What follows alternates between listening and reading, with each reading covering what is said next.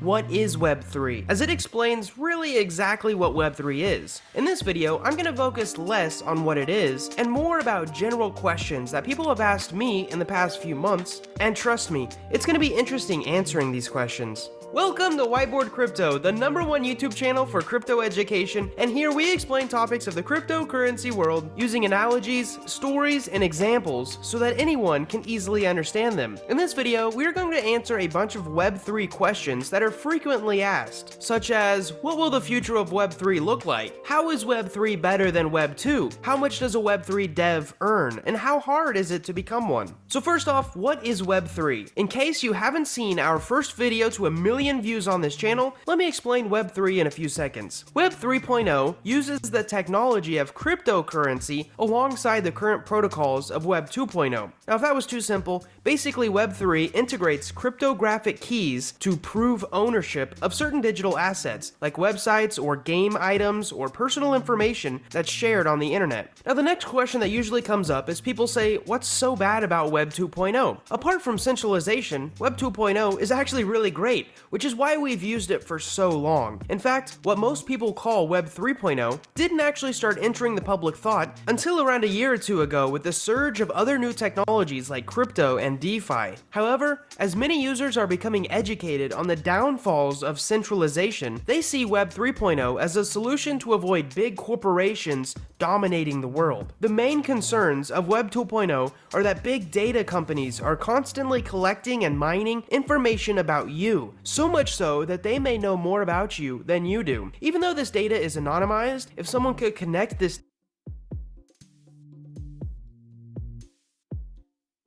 data to you, many people would be concerned. In fact, one of the big concepts of Web3 is online privacy and owning the information that you give to these big corporations. For example, when you use Google or Facebook, you're giving up all kinds of data that you may not even be thinking about, from the amount of time that you use an app to the location that you use it. Your data may even be connected with other people around you and their accounts, basically associating you with them. Or maybe your account can be tagged with things that interest you, like camping or chess or maybe a pet that you own. Some of the technologies of Web3 are helping to reduce this, so that we have more privacy online. The next problem is, what problem is Web 3.0 solving? So, as I just said, the two problems that Web 3.0 is solving is mostly personal privacy and asset ownership. Now I'm going to cover both of these really quick.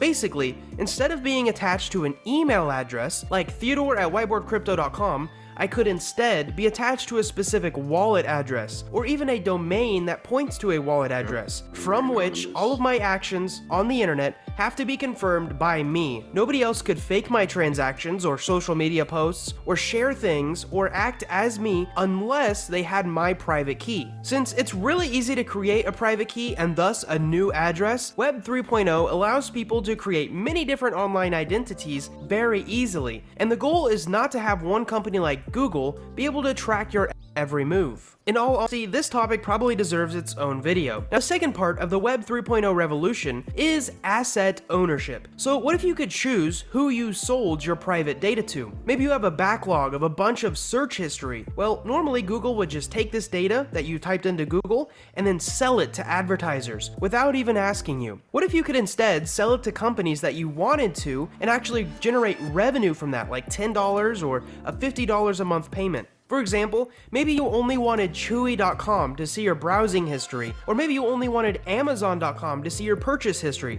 Well, with Web 3.0, this could be possible. You could choose who you sell your data to and for how much. Another really interesting question is, will everything be Web 3? There's a ton of hype around Web 3 on things like Twitter. And the simple answer is, not everything's going to be Web 3, and it shouldn't be Web 3. So one of our biggest problems in the world of crypto is people finding something cool and then going, oh my goodness, people are going to use this. In reality, nobody wants their coin or their token or their NFT, or even worse, nobody needs it. And since nobody needs it, what it is basically a solution to a problem that doesn't exist. Well, with Web 3, it solves a specific problem, and a big part of that problem is ownership of web assets. Whenever you make a tweet, Twitter owns it. Whenever you share a link on Facebook, Meta owns it. Whenever you post a video on YouTube like this, Google technically owns it. Now I know it's my content, I created it, but guess what? Google can choose to delete it. They can choose to show it to 1 billion people. And if they wanted to, and they do, choose to give me money so that I am incentivized to continue to make more videos, Google can do that. Even scarier, Google could take this video and change it. They could change what I say. Well, the technology of Web 3.0 makes it so that I truly own this piece of web content, not the publishing platform. And one of the ways that it does this is through the use of an immutable blockchain. But if I started talking about that, this video would get really technical really quickly. Another problem that Web 3 solves is related to digital identity. Now, there is a very large part of the web that the ideas of privacy and asset ownership will not be wanted or needed, and because of this, they will not involve Web 3. For example, I don't need to prove that I own a dog or who I am simply by using Google to view how much should I feed my dog.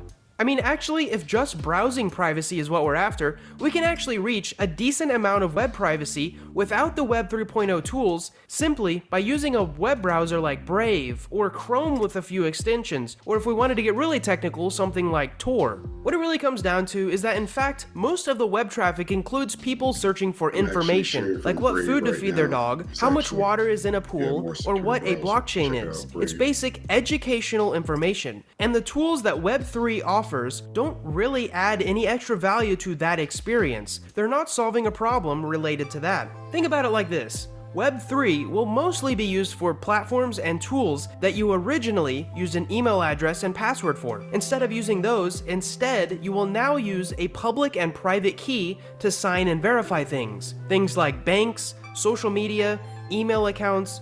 These are the specific places where Web 3 will shine. Because there's a problem. And the problem is that these companies have your data and they're selling it. And that's what Web 3 is intending to solve. But if you think about it, the companies out there that Web 3.0 works well with, the banks, social media, and email accounts, those companies don't want Web 3 because it'll take away their revenue sources. So think about it. Facebook is a company that wants profits, so it'll only integrate Web 3.0 if it makes the company more money. In reality, digital ownership usually refers to people owning their own data, which isn't exactly Facebook's track record. So they'll probably want to look like they're letting you own your own data without actually. I mean, that's a really good point right there. One of the biggest things about this Oculus is its limitations as far as Facebook and the Oculus Store.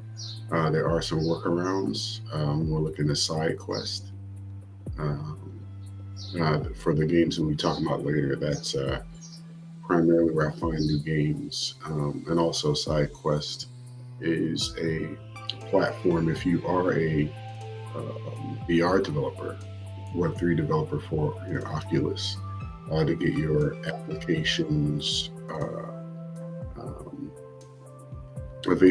made available to the public. So you're not limited by all the app stores are pretty much central. Of course, they're centralized and they're very restrictive.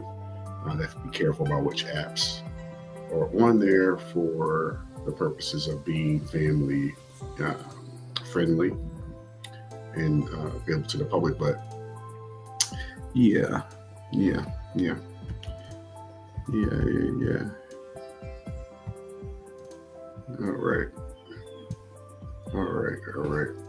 All right, so let's get back to it. Let's finish this really informative video. Giving you control. Even more so, do you think Google wants to get rid of their billion-dollar advertising machine? Because Google's ad tracking and the online privacy of Web 3 don't really mix well. So the answer to the question, will everything be Web 3, is no. Only a few things will be Web 3. And the things that will turn into Web 3 applications will be fighting mega corporations. Anyways, now that we're halfway through this video, I wanted to share with you a gift that I have for anyone getting started in Web 3. But before I explain the free gift, let me explain Unstoppable Domains. Now, Unstoppable Domains is a project that's aiming to create domain addresses, but for your crypto wallets. So basically, instead of asking you to pay me some long address with numbers and a whole bunch of letters, I can basically just say, hey, could you send me $10 to whiteboard.crypto? and then behind the scenes, it'll redirect that money into my wallet. I've actually made an entire video on them before, and I really like the product that they're offering. In fact, I think getting and setting up a Web3 domain is the easiest step to get started with Web3 technology. Now, I said that there was a gift, and here's the gift part. If you have a Web3 domain and you send it to me in an email, I'll simply reply with a Welcome to Web 3.0 PDF that I've put together for someone like you. It includes a ton of other questions that I couldn't stick in this video, and you get pictures, guides, and a ton of information. So basically, to get that... So that's super dope. I do have a few unstoppable domains, and I would like that document. So, yeah, the biggest thing about unstoppable domains is a couple of key things is that you own the domain. You don't have to lease it from a domain registry, like a GoDaddy or a, man, what was the other one back in the day that we all used to use? Seems like just GoDaddy now. But that is one of the limitations, one of the benefits of an unstoppable domain. Also, it helps you to receive payments, because you don't have to send someone that ridiculously long wallet address. You can just send them a link, like a web link, and they can send you monies right there. So we're going to get on that, go through that process in a moment. After you finish watching the video, let me bookmark that link.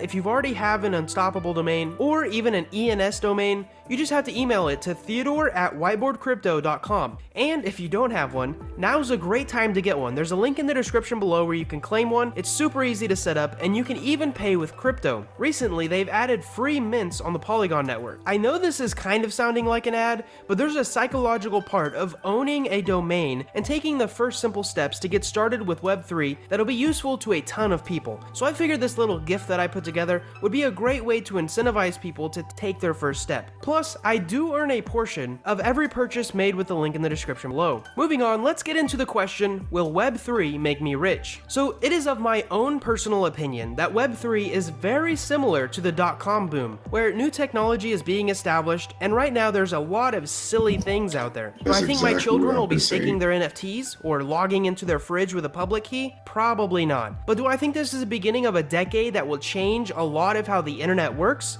Yes. So back to if Web3 will make you rich, using statistics, it will probably not. However, if you're one of the very few developers who creates something that serves a lot of people and adds value to their life or makes them happy, it will be very likely that you'll be paid in proportion to the value that you create for them. In most cases, being early to Web3 won't make you rich. Owning your own data and selling it to another company probably won't bring you in $50 a month. It'll probably bring you in about $3. So if you want to get rich with Web3, you're going to have to put in a ton of work and thought behind it, because there are tons of people out there chasing the same money who may be smarter or harder working than you. Speaking of that, let's move on to talking about being a Web3.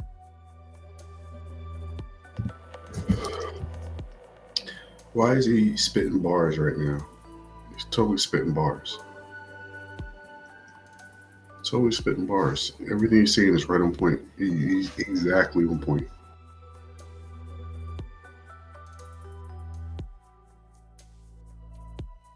Developer. So I get asked this question a lot. How hard is it to be a Web3 developer? The question is a really interesting one, and it's one that's really difficult to answer. So being a Web3 developer isn't really an easy or a hard question. It's more of on a spectrum. I mean, it's really hard to be a great 1% Web3 developer, but it's pretty easy to be an average Web3 developer. You just have to have a little bit of background in programming. The switch from regular programming to Web3 programming isn't difficult. It's just learning a few new ideas, concepts, and syntaxes. On the other hand, if you have no experience of programming logic or creating any of your own web applications, even if those applications were simply copied from a tutorial, there's going to be a pretty decent learning curve, and it's going to be more difficult than if you already knew another programming language. Basically, once you understand basic program logic, how syntax changes among different languages, and how to Google stuff to make it work, you could probably learn with some homemade projects fairly quickly about how to be a web.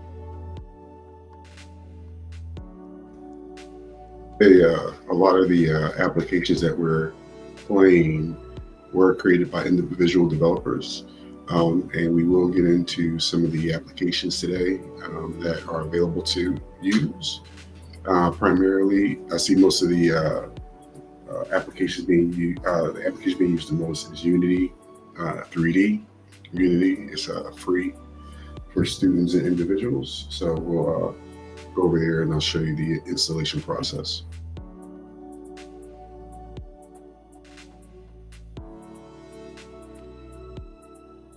Web3 developer. It's not difficult to be a Web3 developer, but it's really hard to be a great Web3 developer. Next, let's get into one of the longer questions. What does a Web3 developer get paid? So recently, I've had the privilege of talking to a ton of Web3 developers themselves. I mean, to answer this question, what I could do is I could copy some data from Indeed or Salary.com and share what they've collected. Or I could even go so far as to go to Reddit and spit out the same information. But in this video, I wanted to share some real-world examples of what Web3 developers actually get offered. Here at Whiteboard Crypto, we have a paid product called Whiteboard Crypto Club, where members get access to a ton of premium tutorials that cover over 10 blockchains now, and we're always adding more videos.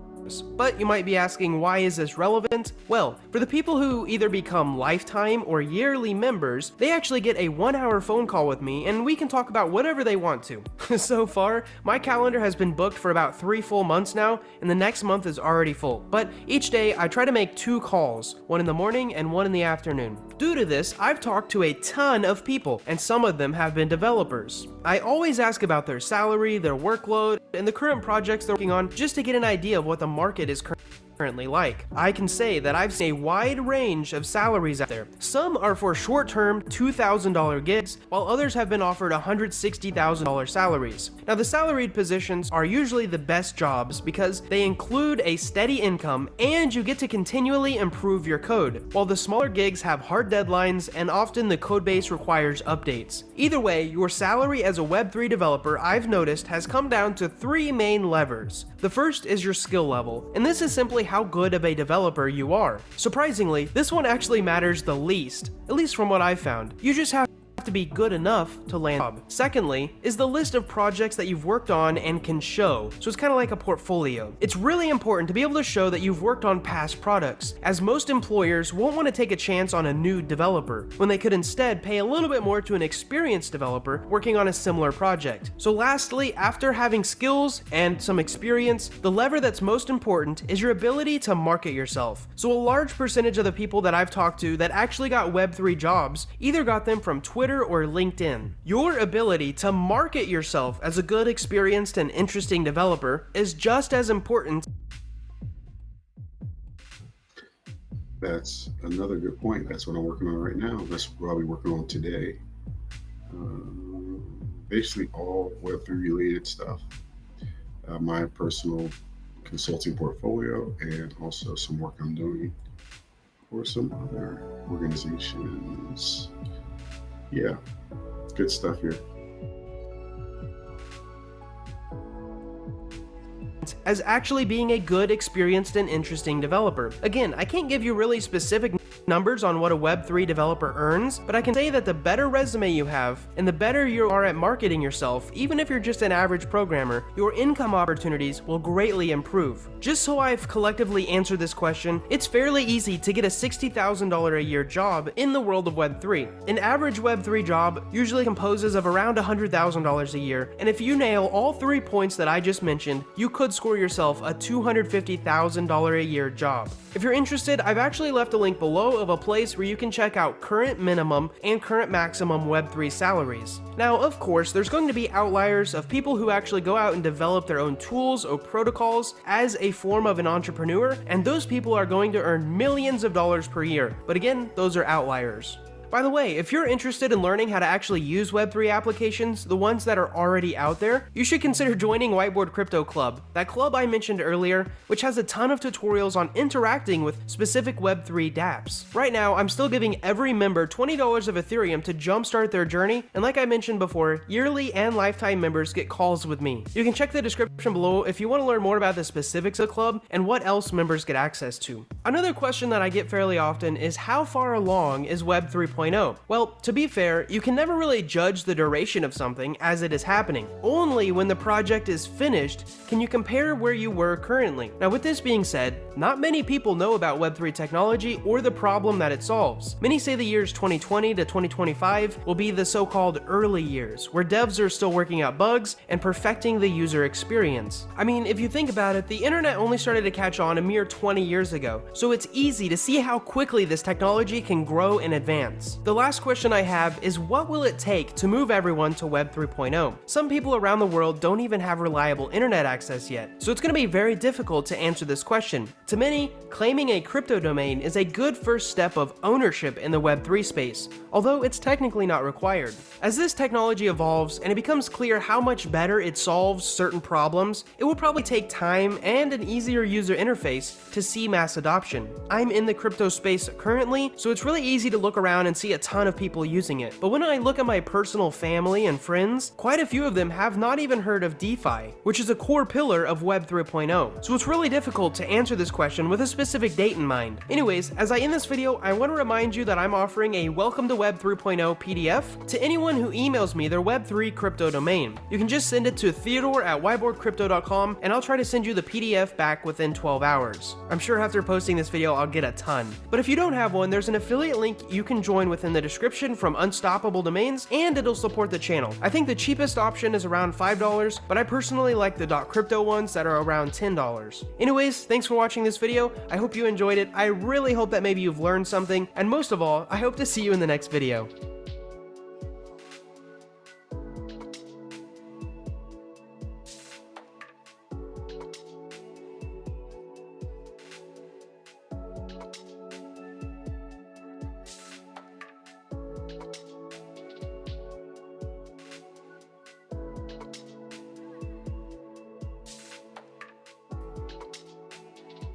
Okay.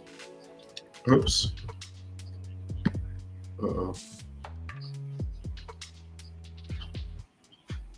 Okay. So I'm actually joined Whiteboard Crypto's club. Where we at? Is this it? Nope.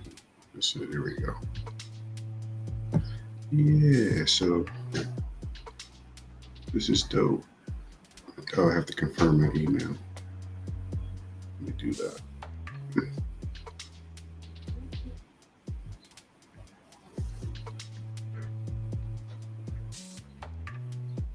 Yeah, confirm email.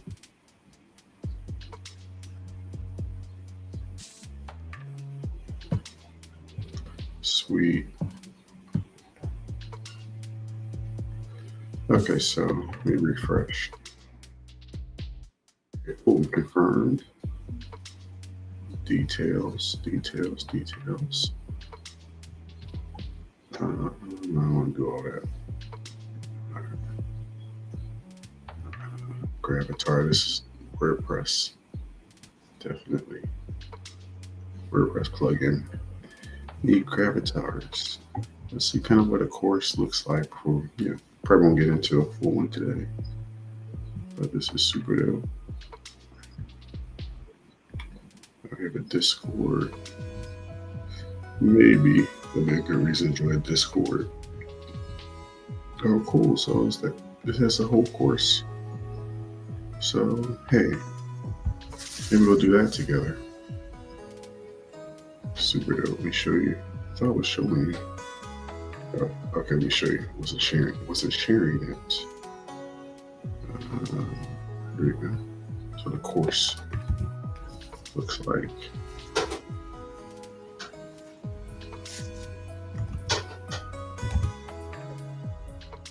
Yeah, the videos. Yeah, so this is actually it's something else we wanted to do.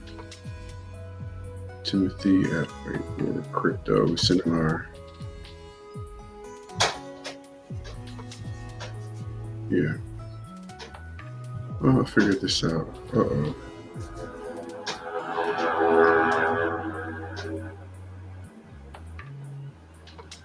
Okay.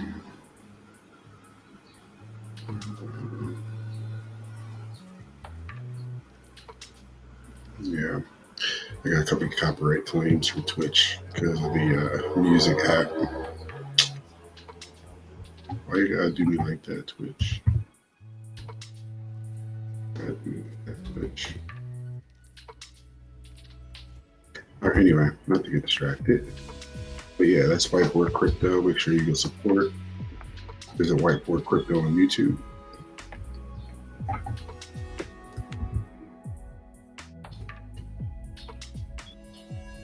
All right. Okay. So again, thank you for joining Metaverse Mornings. We're just getting into some. Should we do some Metaverse news? Some new news. Let's see what we got. All right, let me share. Go on Metaverse Insider's website.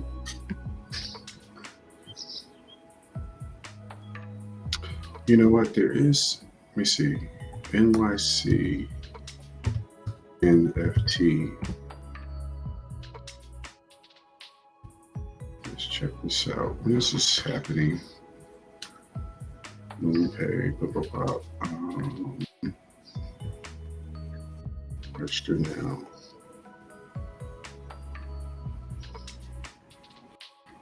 Okay, you can buy with ETH. Okay. Oh, your registration is closed. Okay, well, you know.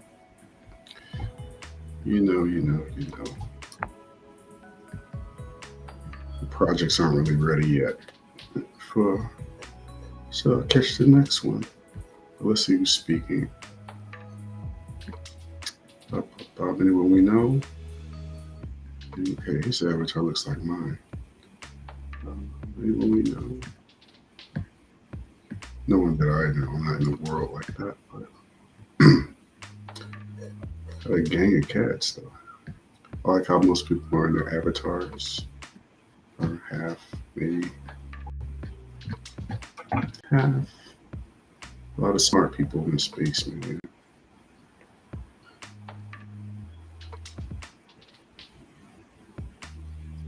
Okay. All right, so let's go back to the Metaverse Insider.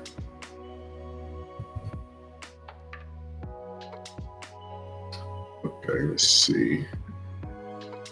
Let me see what's popping in the news today.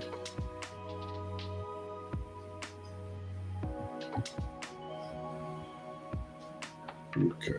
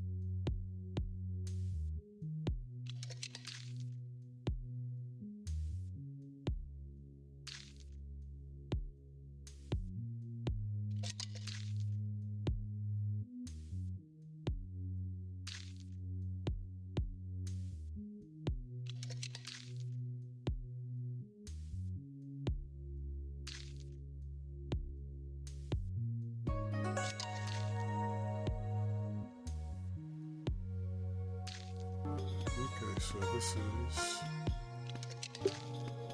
cards and tinkerts. Okay, we're gonna queue up cards and tinkerts.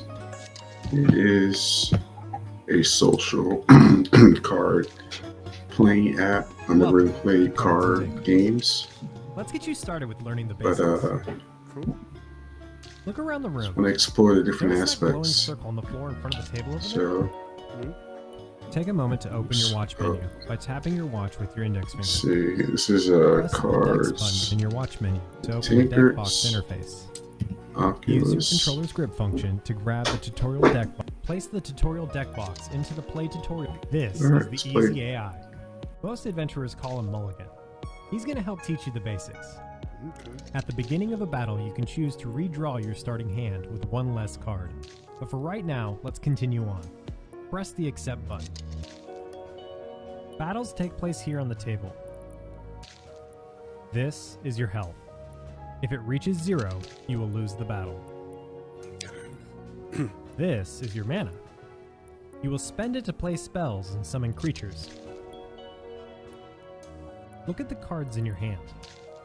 Notice how some have a blue outline around them. Those cards have a mana cost you can afford this turn. You should probably summon a creature this turn, so grab the Skywatcher Sentry card from your hand. Examine the card. The number 1 in the top left corner represents the mana cost of this card. The number 2 in the middle left represents the attack power. And the number 1 in the middle right is the creature's health. Let's summon Skywatcher Sentry by placing the card in the creature area shown as the blue highlighted row.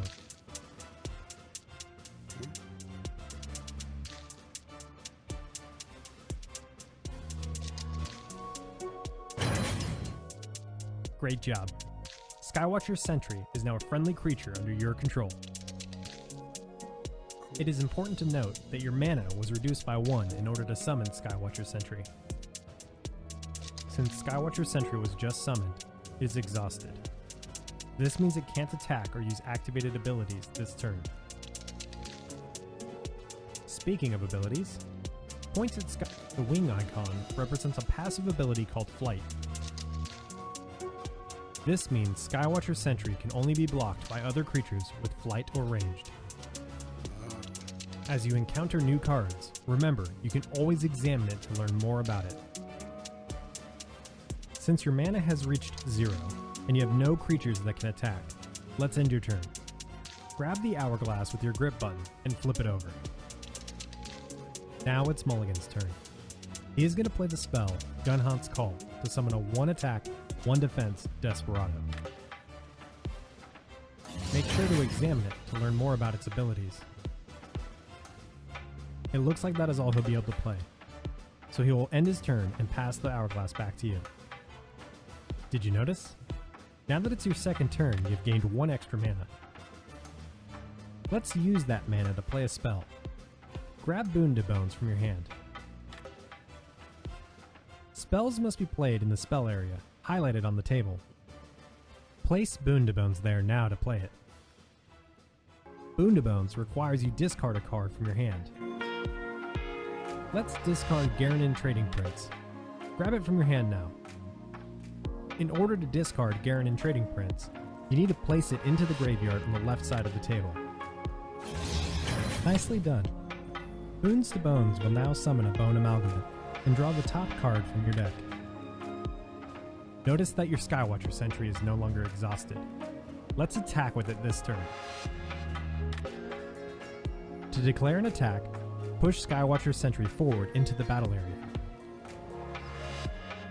Now that you're ready, flip the hourglass to confirm the attack. Your opponent will always be able to choose how they block against your attacks. In this instance, Mulligan will block your Skywatcher Sentry with his Desperado. Creatures deal their attack to one another. If a creature's health reaches 0, it dies. And when a creature dies, it is sent to the graveyard. It is now Mulligan's turn again. Looks like he decided to summon a Dungeon Instigator. He is also playing the spell Motivational Fervor. That spell allows Mulligan to give one of his creatures Amped and +2/+2 until end of turn. Amped is the ability that removes the exhausted status of a creature. That means it will be able to attack the turn it's summoned. The +2/+2 means that the spell increases the creature's stats by 2 attack and 2 defense. Mulligan has declared an attack and ended his turn. Notice how the hourglass is now on your side again, but it has a shield icon on top. The shield icon signifies that this is your turn to block. Notice the yellow ring around Dungeon Instigator. This indicates that a creature will deal direct damage if left unblocked. Use your controller's grip button to grab your Bone Amalgamate and place it in the blue ring in front of Dungeon Instigator to block the attack. Perfect. The yellow ring around Dungeon Instigator has disappeared. This means it will no longer deal direct damage this turn. Unfortunately, the Bone Amalgamate died because it took 4 damage from Dungeon Instigator, and it only had 1 health. There's nothing else you can do right now, so flip over the hourglass to start your next turn. The hourglass remained on your side of the table, but the icon on top has changed to an axe. The axe icon indicates that it is now your main turn again. Do me a favor. Point your hand at the graveyard located on your left. Oh look! Remember last turn how you discarded Garanin Trading Prince? You have a spell in your hand that can bring him back. Close the graveyard by swiping it away. Play the spell Necromancy to summon Garanin Trading Prince from your graveyard. Select Garanin Trading Prince by grabbing it. Great work! Garanin has some really unique abilities. Remember, you can examine him if you want to learn more. Otherwise, there is nothing more to do, so flip the hourglass to end your turn. So Garanin Prince, let's see. You can only put one card. Poor little one. You just tapped on the head of creature cat.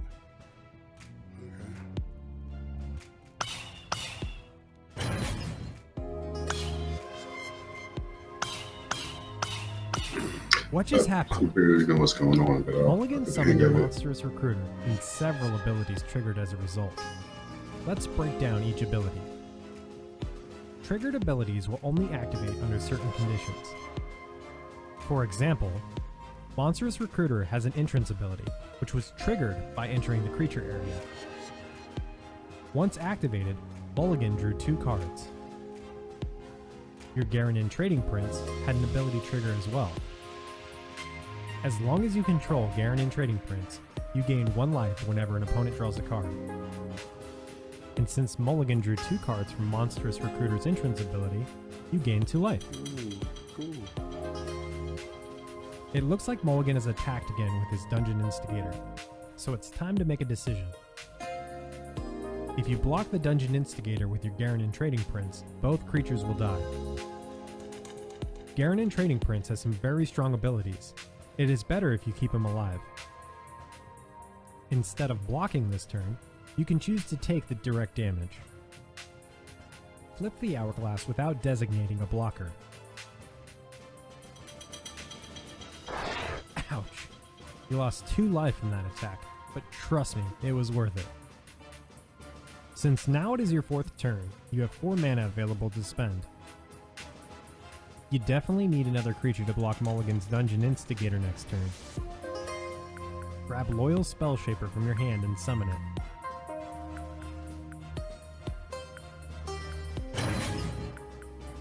Loyal Spellshaper has an ability called Mastery, which buffs damage dealt by spells. You don't currently have any damage spells in your hand, but maybe we can draw one with Garanin Trading Prince.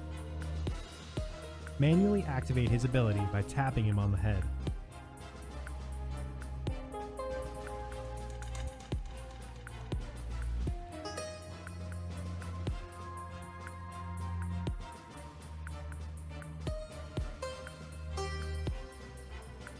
Hey, what's happening?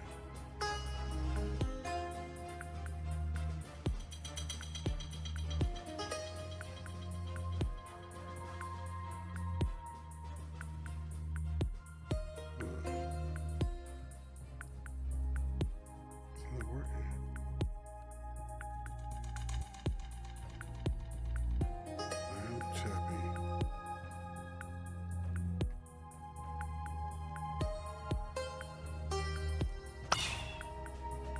Would you look at that? You drew a dark matter blast. That is exactly what you needed. If you look at dark matter blast, you will notice the damage value is green. That is because the mastery ability from your loyal Spellshaper buffs your first damage spell each turn. Since loyal Spellshaper has mastery 2, dark matter blast increased from deal 3 damage to deal 5 damage. Play dark matter blast to spend the rest of your available mana this turn. When playing a damage spell, you will likely need to choose a target. Anything highlighted with a blue ring is a possible target for dark matter blast. Be careful though, you can accidentally target yourself. You can either tap a target directly or point at it and pull the trigger to select it. Target mulligans life points to deal 5 direct damage.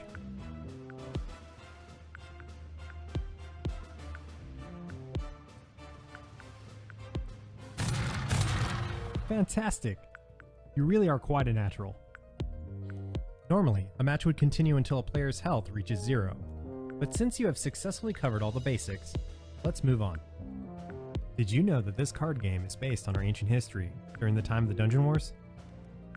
Most adventurers who pass through here only know bits and pieces about the legends. I'll give you a quick history lesson since you need to choose a primary faction later on. Cool. This deck's primary faction is Dungeon Master. The Dungeon Masters were a powerful race of scholars whom worshipped the oldest god. They sought to improve their mastery of dark matter magic by experimenting on the poor, unfortunate dead. Dwelling in their dungeons beneath the towers and catacombs of the ancient world, they commanded their forces of undead armies and enslaved monsters to protect their conjured riches from greedy plunderers. On the table in your creature area, you can see the Dungeon Master Zerothrix. When you select Dungeon Master as your deck's primary faction, you must add 1 Dungeon Master to your deck, and their health will always be equal to your own. This means whenever Zerothrix takes damage, you do as well. To balance the fact that you always start the match with your Dungeon Master in play, you start each battle with 1 less card in your hand. All Dungeon Masters have strong abilities you can build a deck to synergize with. Pointed Zerothrix has the Mastery ability. He would be a smart choice in a deck full of damage spells. Overall, the Dungeon Master faction is easy to learn and well balanced with a variety of spells and creatures to choose from. There are more factions to choose from though, but let's keep going. This deck's primary faction is the Monsters' Rights Association. The Monsters' Rights Association is an army of foul and murderous beasts, often birthed by the vile dungeon masters in twisted experiments deep within the dungeons. However, under the gibbous powers of the wild god, they rebelled against their former masters and struck them down out of hatred and malice. No mortal being in the ancient world was safe from the stampede of these vengeful creatures. While playing with Monsters' Rights Association as your primary faction, you can put a creature from your hand into your reserves once per turn. Grab Skywatcher Sentry from your hand. Place Skywatcher Sentry into your reserves located to the right of your deck. When you put a creature into your reserves, you gain 1 additional mana that turn. With that additional mana, you can now summon Improvised Medic. Grab Improvised Medic from your hand. Improvised Medic has an ability called Mobilize, which will summon a creature from your reserves with a mana cost equal to the Mobilize value. Since Improvised Medic has Mobilize 1, it will summon the 1 mana Skywatcher Sentry you just placed into your reserves. Summon Improvised Medic to watch the Mobilize trigger.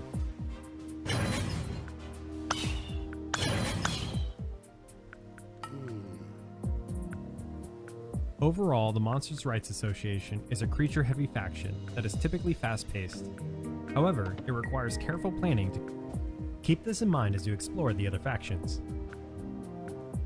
Let's keep going. This deck's primary faction is the Plundering Guild. The hearts of men are reliably corrupted by the promises of power and wealth. However, almost none would ever dare venture into the dungeons of the masters in that pursuit. Despite this fact, imbued by the god of greed's temptation, the greediest thieves and mercenaries of the Plundering Guild often risk their lives for the ultimate payout. While playing with the Plundering Guild as your primary faction, you will notice that a new resource is available in front of you. This is your coin resource. Many of your cards can be enhanced in exchange for coins. You earn 1 coin at the beginning of each turn, similar to mana. However, once you exchange a coin, it is lost forever, so spend them wisely. Grab Frontline Squire from your hand. Frontline Squire has an entrance ability that will buff a random creature in your hand. You can also see that it has an enhance ability which will upgrade the card. Once enhanced, Frontline Squire will be able to buff 2 random creatures instead of only 1 in exchange for 1 coin. Grab Frontline Squire and tap it to the coin to enhance the card. Now that's a powerful card. Notice that the text has been altered and there is no longer an enhance ability. This card can't be enhanced a second time. Summon Frontline Squire to trigger its entrance ability.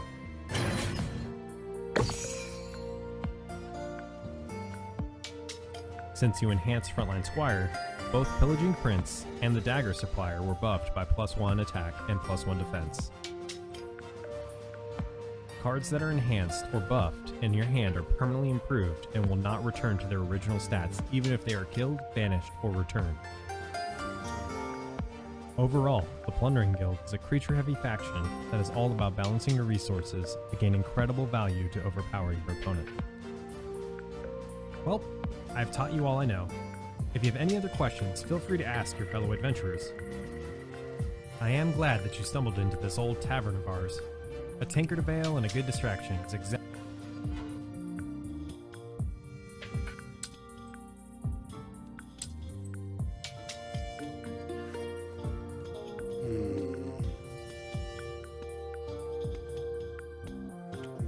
Do what he says in a Dungeon Master.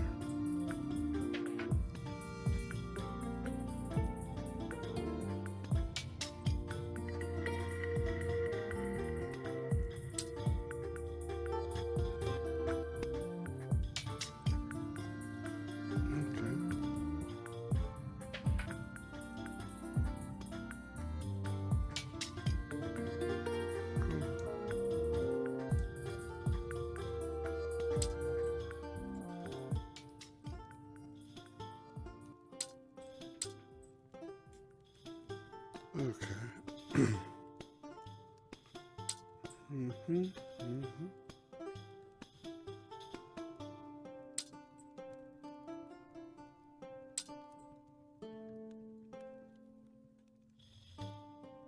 didn't mind for that. Oh, I see. Look at this and stuff. Okay. Regular clothes. Okay, I see.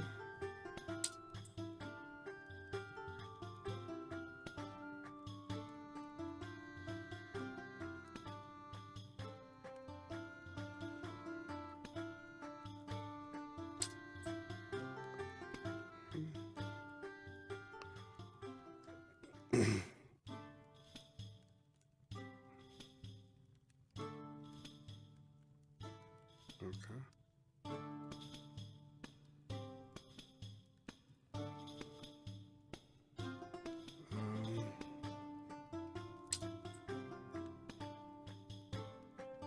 It's me, I guess. Let's see what deck I have. Let me see.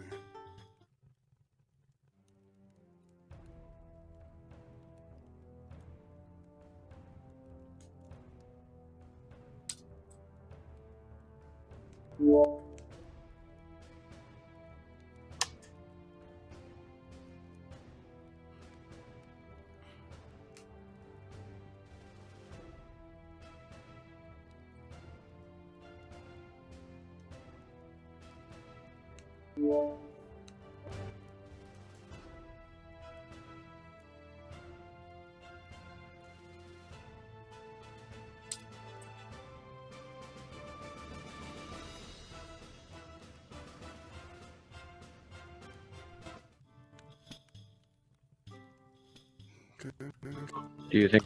Here.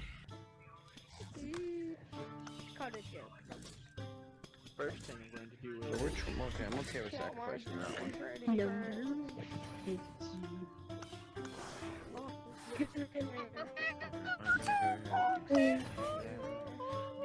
Why you acting like you're walking in You're losing. That's 4 damage. You sure you want to take that? Alright, there you go. Now You get guys 2 don't damage. mind. I'm just gonna watch. So I'm learning. Alright. You're already moderator. Yeah, it's probably doing Hmm. You have to extend your These are- cards. Okay. Have you ever had a full circle of cards? Like you go Yes, sir. I'm thinking. I'm thinking. Yes.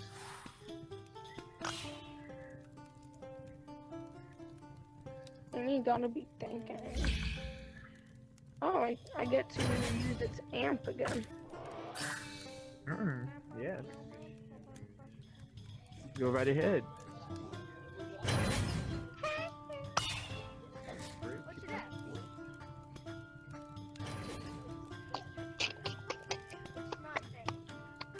Oh, you use that amp. Alright. I'm here.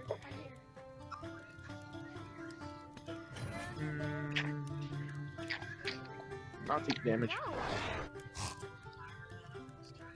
Because now I can do... First thing I'm going to do is this. Oh, hold up. This. What are you playing? Project Demigod? I don't. That does that. I'm going to do that. Do that. What? You didn't flip. You Oh, wait, what? Make the That does 0 damage. Let's see. When you summon a creature, okay, that's gonna be something else there. Not a card. Don't worry, I got an idea for that. Wrong thing to put in play. Oh lord. You are wrong. My brother is sitting on me. I'm very fat. Interesting.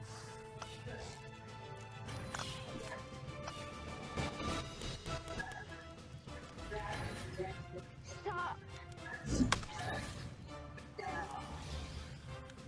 Ow. My brother is sitting on me. Ow.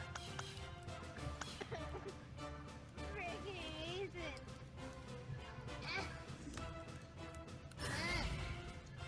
My controller is on the ground right now.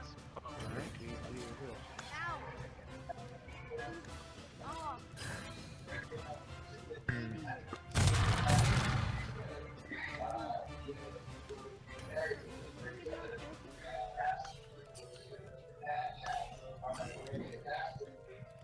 Oh, you're going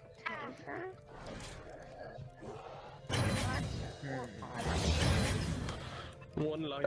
deal 2 damage to the... My god.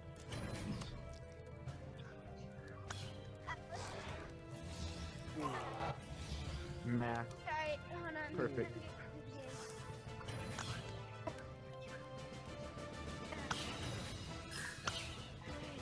Oh, guys, are you doing that thing?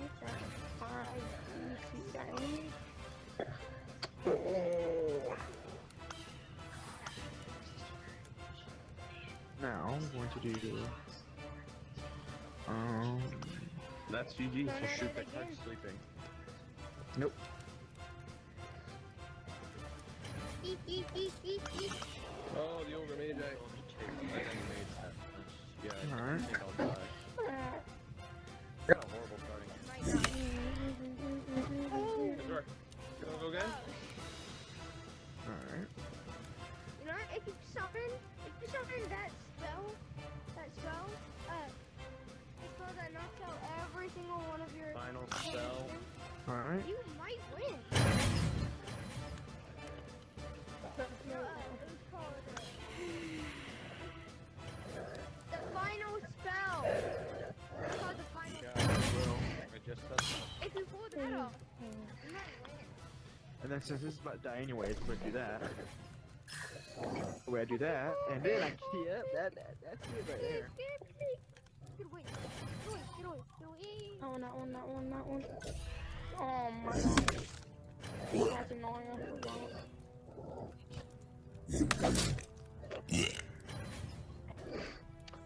That guy left the tavern right as he was about to win. Numbers.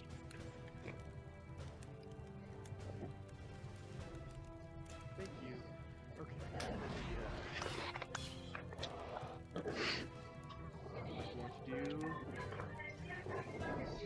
that. That way I can do not do this. Summon in this.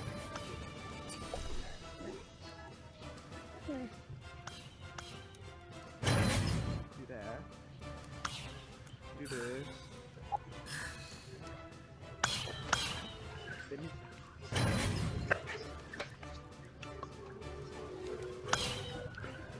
I see you. Yeah, I made 7.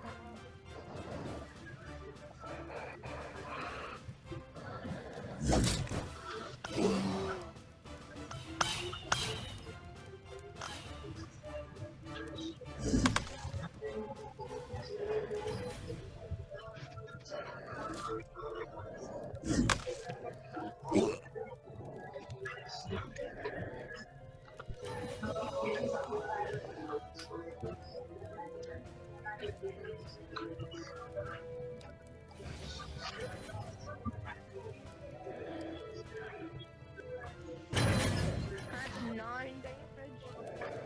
That's that.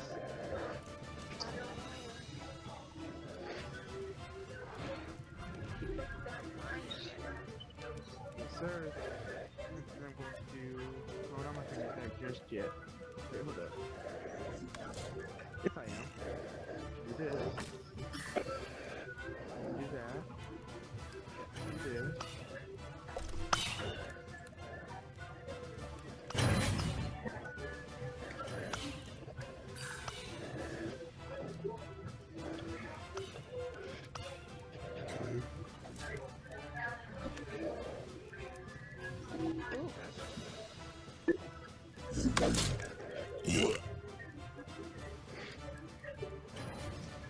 Alright.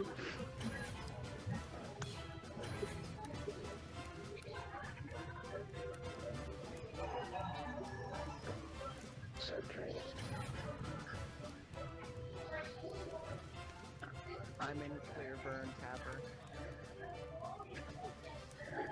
That's a lot of damage. I know.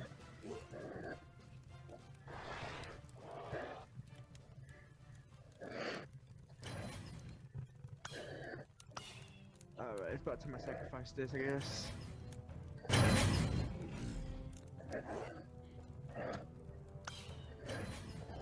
Did I put that back into your reserve? It's that guy. Why did I sacrifice that?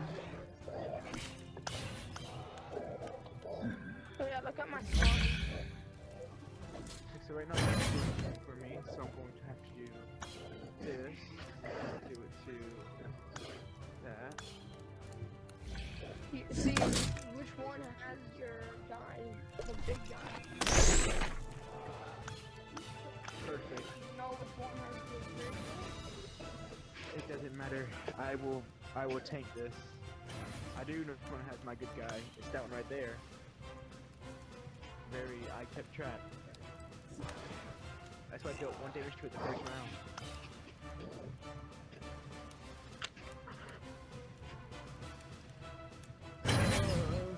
Yeah, no, I think I died. Yeah, that's dead. GG's. GG. Ooh. Not even close to that.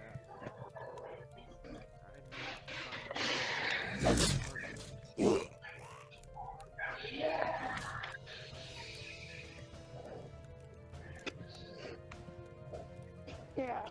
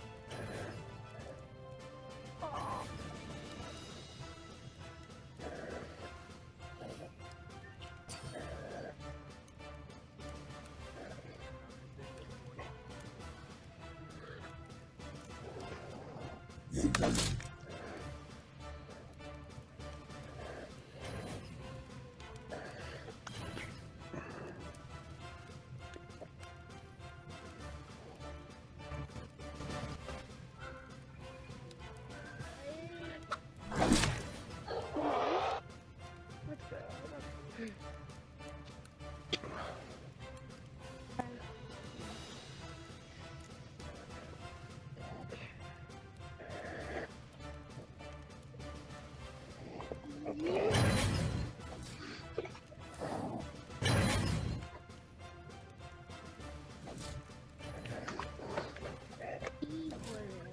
never seen that.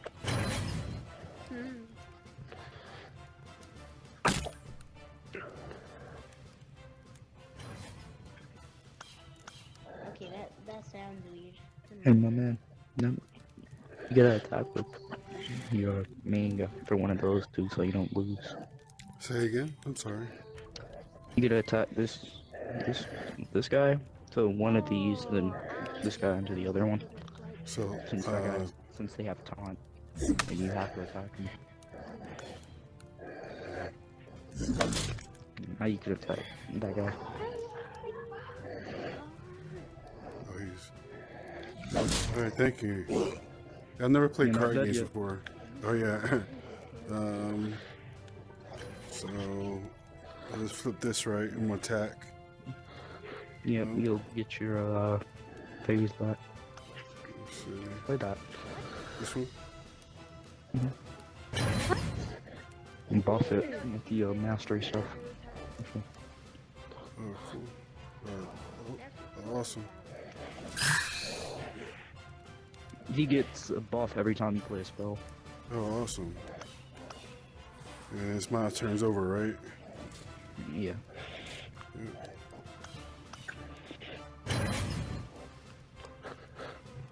Okay, so I need to. Same thing as last time. Attack with those two. Then so you don't have to take 4 damage. You can only take 1. Him. That guy on the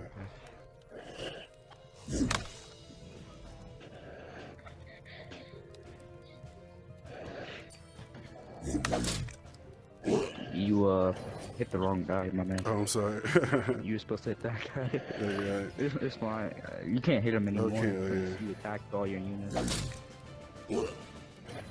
It's my first time. I'm gonna watch you guys play a little bit. Hobo John. You want to see the replay? Sure. Okay, cool.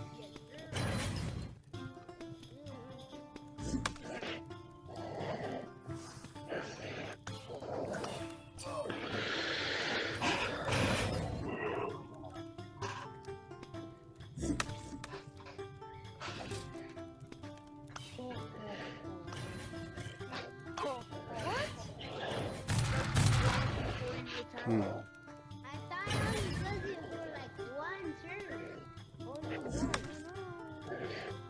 Does it forever. Right now, my deck is extremely expensive. So Okay. it's I see, no I problem see. for me. Oh, you're right. I completely. You know what?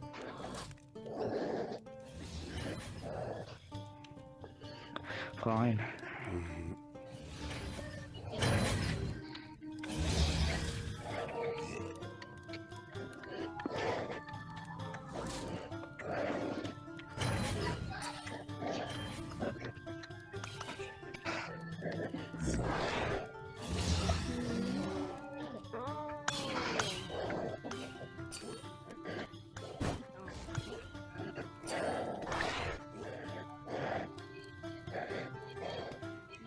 So unless they're attacking, you really don't have to play a creature.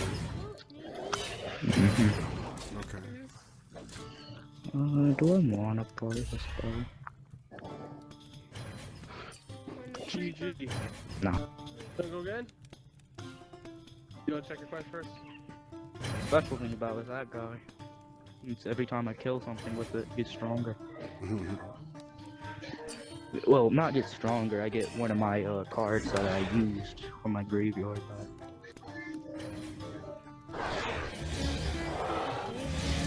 And when it dies, I also get a card back. Because of that, I got 3 of my dark matter. And I mean to hit that guy.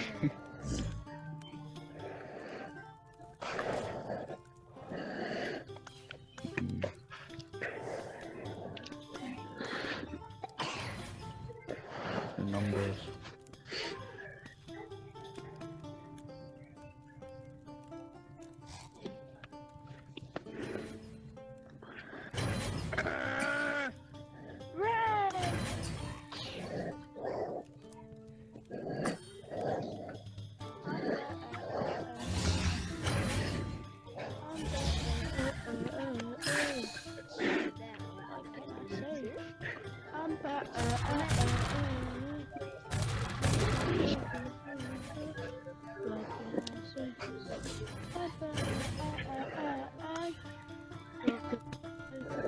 son. What can I say? I'm back.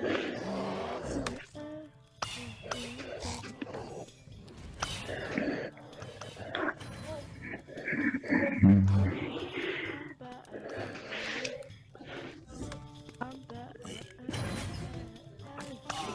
What can I say? I'm back. What can I say? What can I say?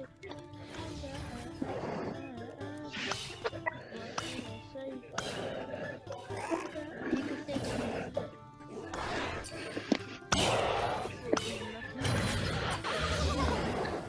please right, please right.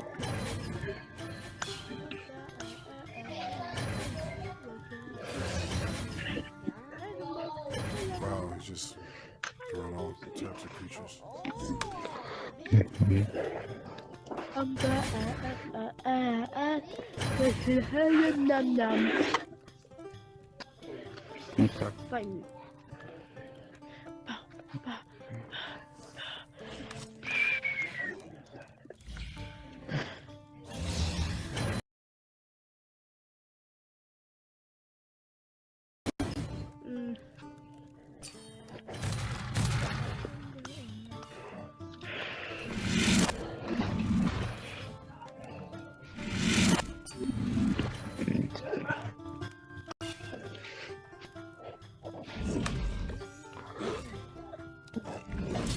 So the monster faction deck.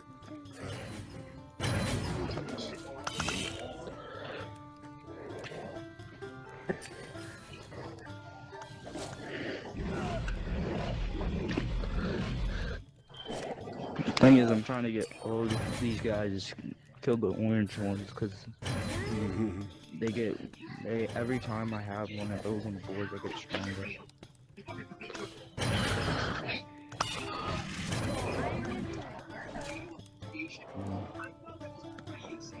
Forcer. Air types are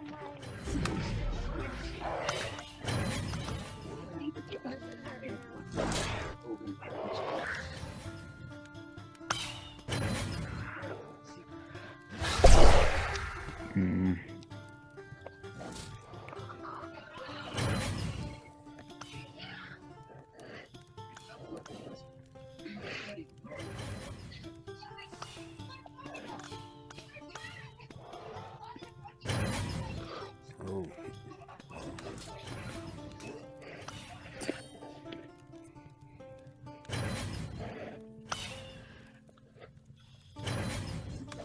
I guess that's alright. Alright. Go on and go.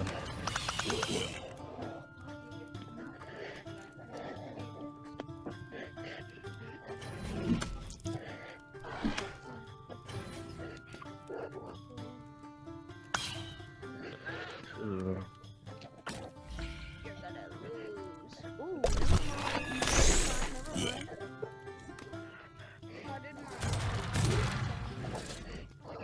Cool, thanks. I'm gonna charge my headset and come back. And play with this I shit. probably should play another game. Because I don't know, right? Yeah, I forgot that's part of my quest.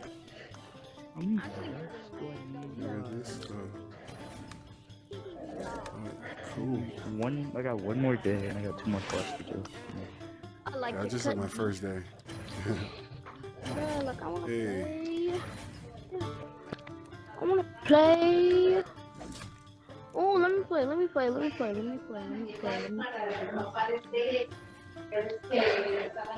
want to see how that guys check it out. I haven't figured that out yet. Just to look at what deck I got.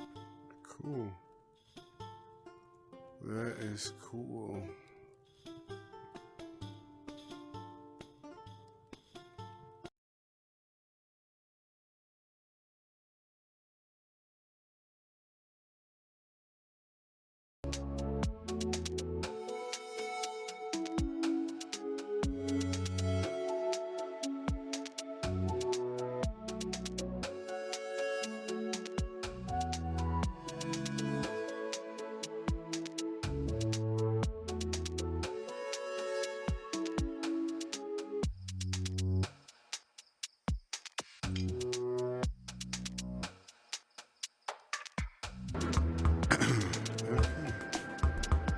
crumbling. Check it out. Check it out. The crumbling. Yes, sir. Different sort of experience. But similar to the theme of Cards and Tinker. So let me change up this. I gotta change up. Welcome to the famous crumble of crafts and comics. Can you smell the adventure? But the store is closed. What happened?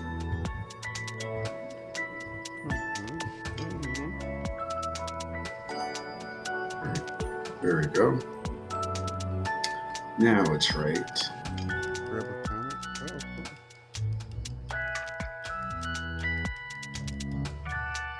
The latest edition of Crumbling, the popular comic. This must be a brand new release.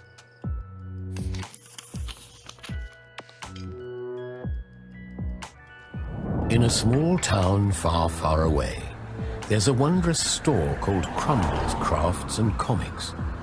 And children from all over the world flock to Crumbles in the hope of getting hold of one of their fabled toys, the Crumblings. For decades now, Mr. and Mrs. Crumble have been creating their toys with love and passion, and just a little bit of magic. Each and every Crumbling is imbued with this marvelous substance. Where does it come from? It's the Crumble's most well-guarded secret. With it, the plucky little Crumblings spring to life, ready for adventure. Every child that gets their hand on one gleams with joy, and nothing compares to these magical toys. Of course, such success does not go unnoticed. Bad guy.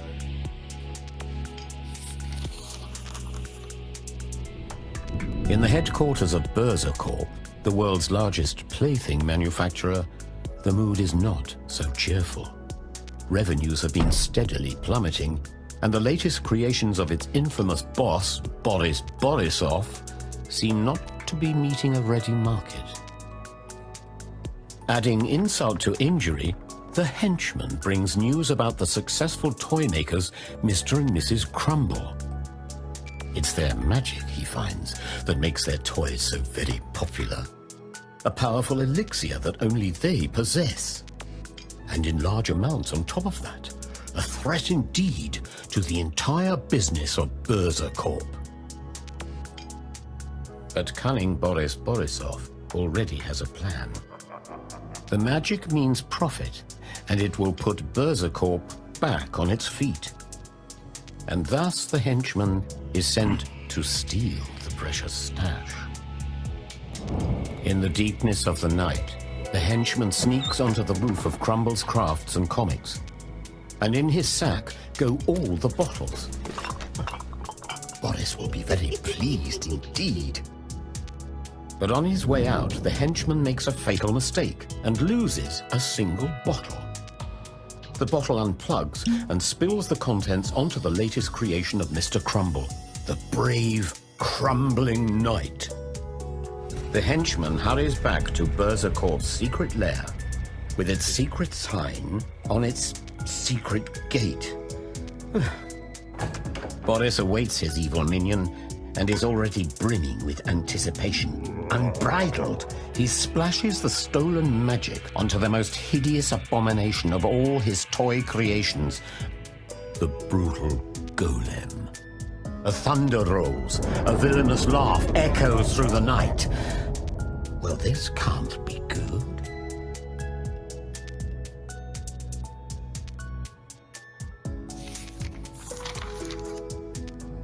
In the wee hours of the next morning, Mr. and Mrs. Crumble make a shocking discovery. All their magic bottles stolen. It takes time to replenish, and the Crumbles have no choice but to close down the shop. The children will be devastated. With the owners out, the mischievous monster toys of Berser Corp begin to wreak havoc. The drill bat breaks into the store and zooms around angrily. But it did not expect the Crumblings. With a vicious strike, the brave knight cuts the bat in half, the magic spills out, and our hero quickly captures it. The crumblings will save the day, but they need you to wield them. Are you ready?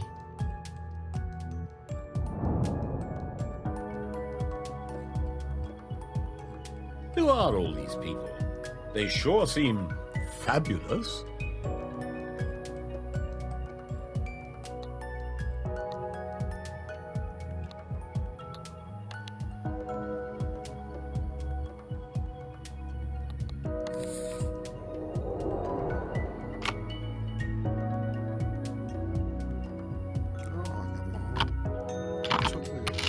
Time to unpack our little hero.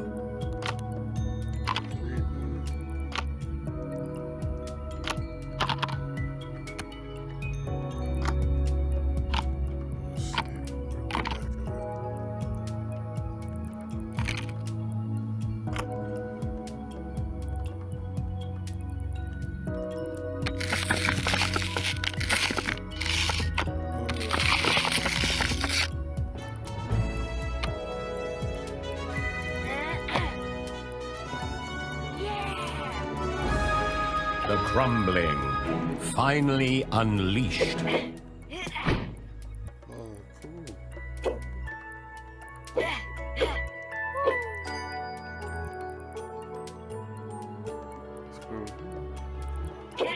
All right, let's find out how all this works.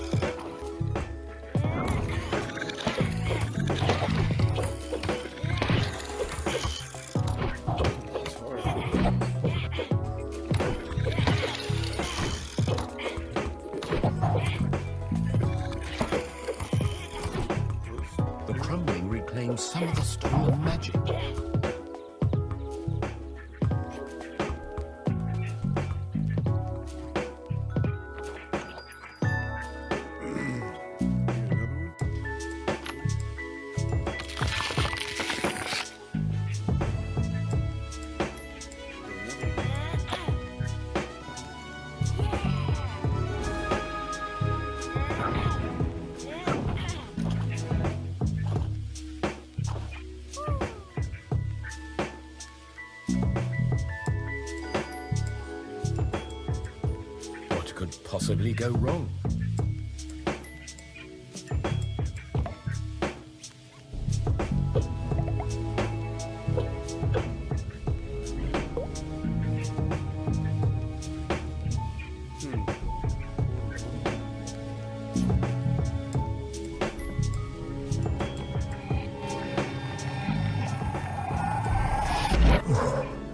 It's getting hot in here.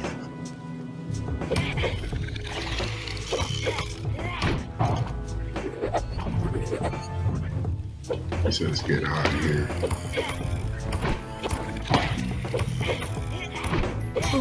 Impressive.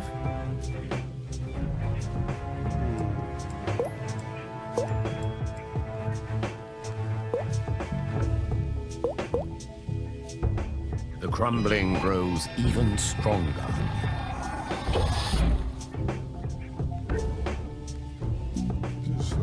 Deeper and deeper.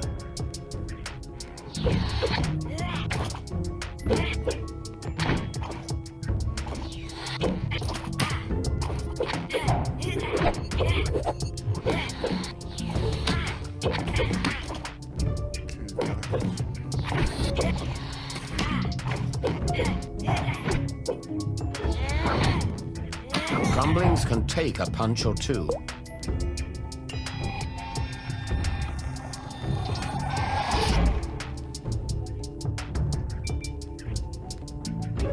Deeper and deeper.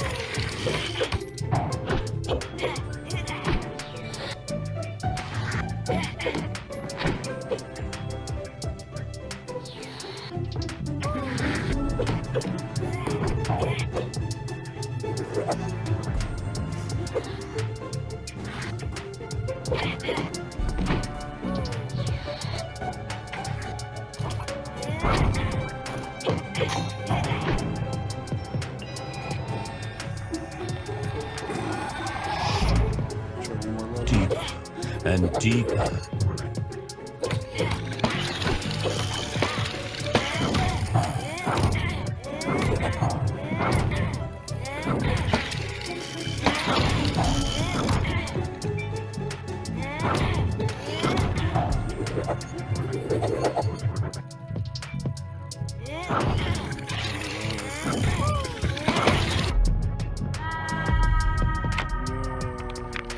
The crumbling crumbles after all.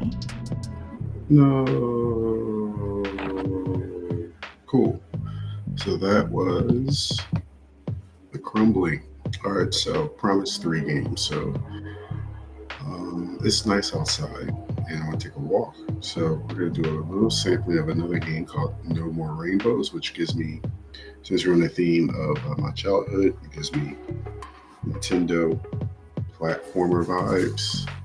It's light, but it's kind of dark at the same time. So in this one we kind of play as the bad guy. So let's cue that up. This one's called No More Rainbows. Okay, so we're trying out a couple new games. This is called No More Rainbows. Let's try it.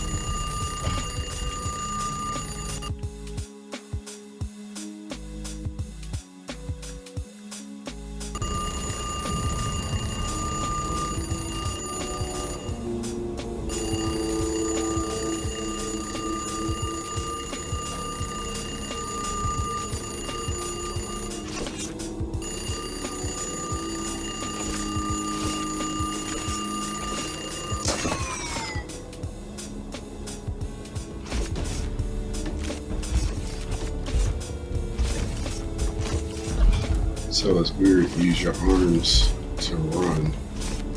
It's kind of weird. It's kind of cool though. I feel like a monster.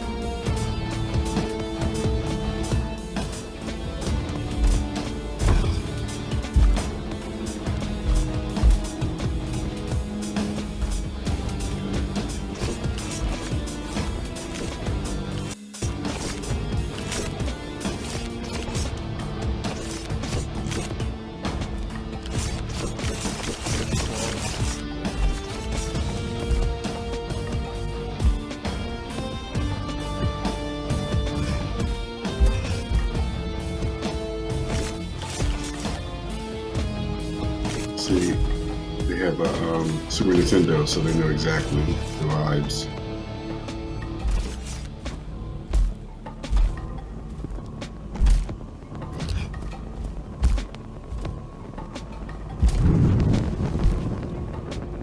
Okay. Kind of scary.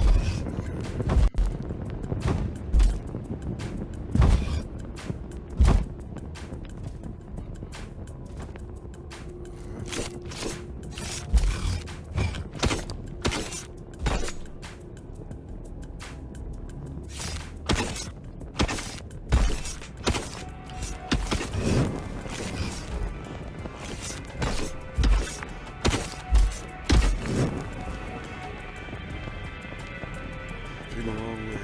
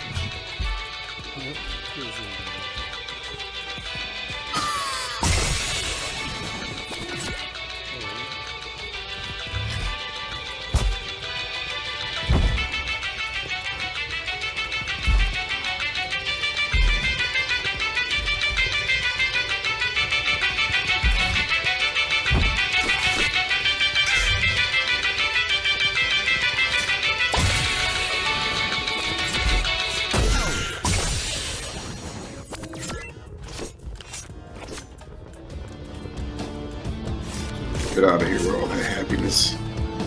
We're gonna destroy rainbows, I guess.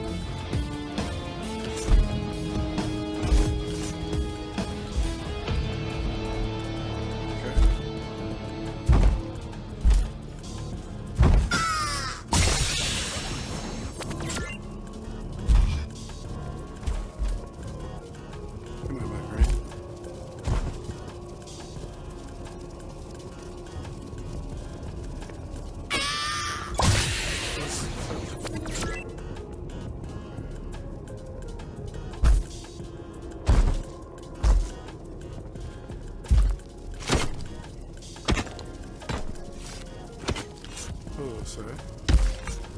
Nice to meet you. I'm sorry about this.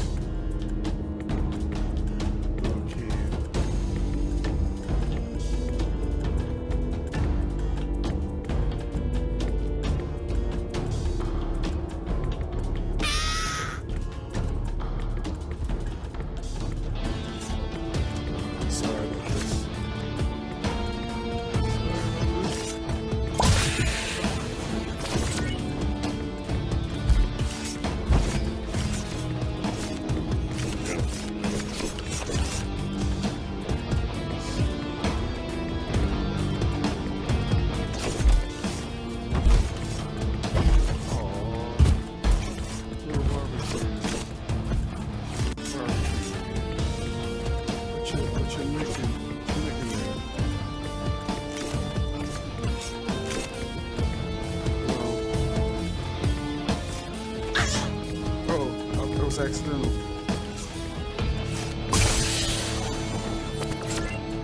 That was accidental. Oh, I need one more.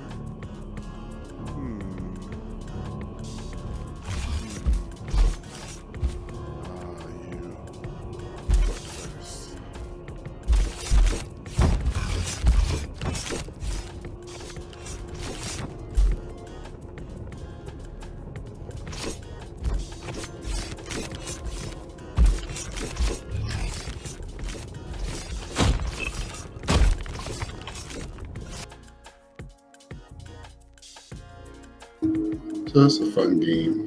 Crumblings. Crumbling.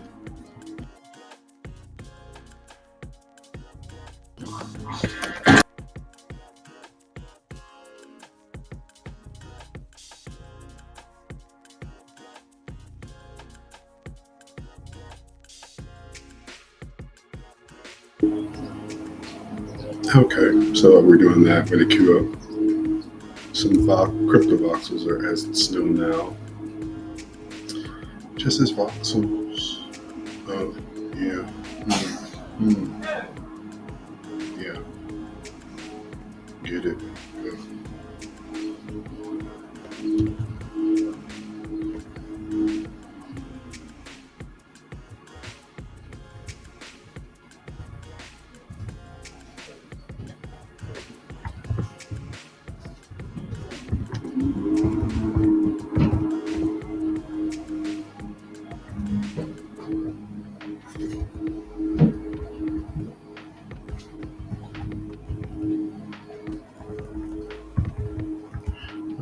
Give me a moment.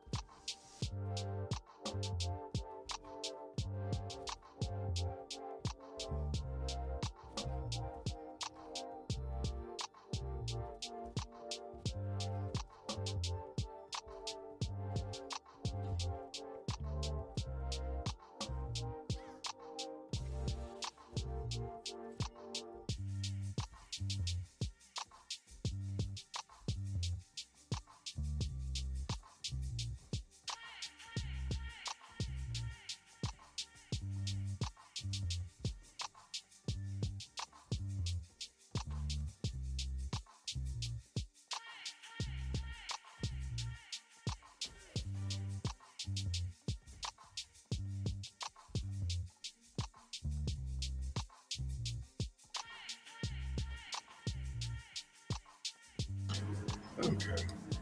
So we're going to take a break. Come back. I'm going to do some work and do a little crypto voxels wanderings. Yeah. So that's about it. Thank you for joining for Metaverse Mornings. Start Tech Human. Appreciate you. Appreciate you. Hope we have a good Monday. Hope this sunny day treats you well.